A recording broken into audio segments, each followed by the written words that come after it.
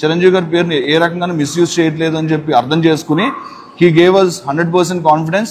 యథావిధంగా మేము ఇప్పుడు ఎలాగైతే చిరంజీవి దాబా నల్లగండ్ల హైదరాబాద్లో రన్ చేస్తున్నామో అదే విధంగా రన్ చేసుకోమని ఆయన మాకు బ్లెస్సింగ్స్ ఇచ్చారండి. థ్యాంక్ యూ చిరంజీవి గారు, thank you so much for that.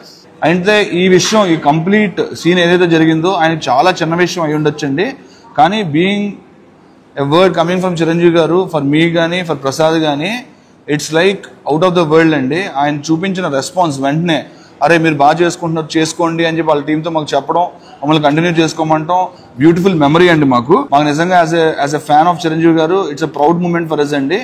అభిమానుల్ని ఎప్పుడు కూడా జీవితాంతం మేము రుణపడేలాగా చిరంజీవి గారు చేశారు. And thank you so much Chiranjeevi గారు. ఆయన పేరు పలికితేనో ఫోటోలు వాడితేనో కేసులు వేస్తారు అని చెప్పి ఒక దుష్ప్రచారం జరుగుతుందండి.